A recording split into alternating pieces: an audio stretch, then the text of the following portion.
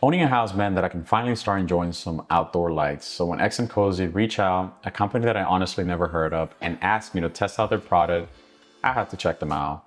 I went straight to their site to see what they had. They have different types of light, like string light, wall lights, and more.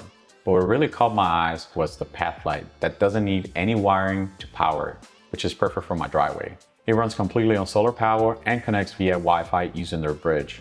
It also has a motion sensor, color control, and somewhat of a smart home integration. Hey everyone, my name is Edgar and welcome to my channel where I talk about smart home tech, Apple shortcut, and more. If you're into that, consider subscribing.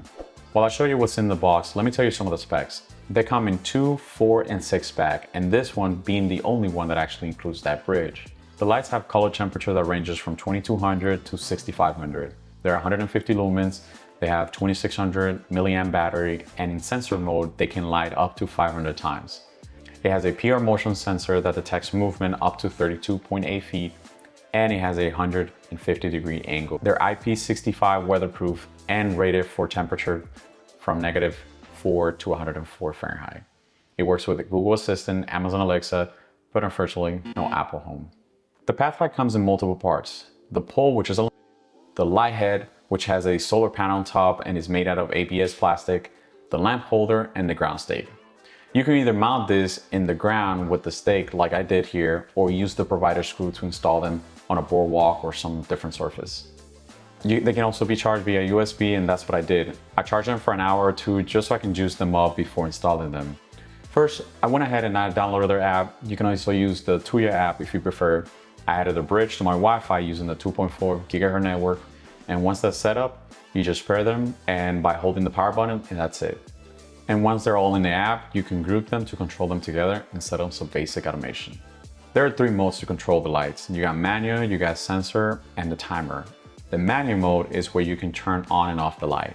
You could also adjust the brightness, change the color, use scenes, and even sync to music. Sensor modes lets you adjust motion sensitivity, the light detection, and how long they stay on and off after movement. Timer mode is more for automation. Like I have mine set up to turn on sensor mode at 8 p.m. and when it turns on, it remembers the previous settings that you had. So if you had purple last time, it'll be purple again after turning on for motion. Now I want to talk about the battery. This is a great option if you don't want to run cables. For me, my driveway is really far from any power source. But during this testing, we had a lot of cloudy and rainy days here in Florida, and I noticed that sometimes my light didn't fully charge by the end of the day. You can tell when that happens. They're usually dimmer, and a couple might not even turn on or wouldn't last the entire night.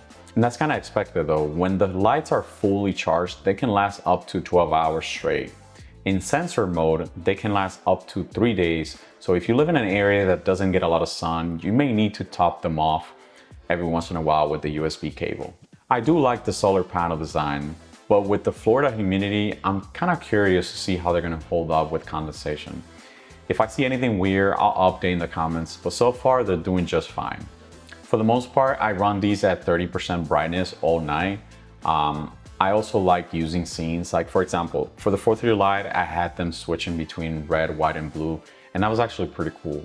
So here are my final thoughts. I like the style of these lights. They look clean, they still brighten up the area, and you don't have to deal with wires, which is a huge bonus for me. My only drawback is the battery. I just wish they last longer than 12 hours on a full charge. Some days, especially now in the summer that it rains a lot here in Florida, they don't fully charge, and I only get maybe 7 to 8 hours of light. Sometimes I wake up and one of the lights are off. But if you run them in sensor mode instead of the all-night mode, they'll last a lot longer, and in my opinion, that mode, they're great. They're running deals right now, so for the price, I think they're worth checking out. I'll have the links to their website and the Amazon store in the description if you want to check them out. Also, let me know in the comments if you have any questions or if I missed anything. Thank you for watching, and I'll see you in my next video.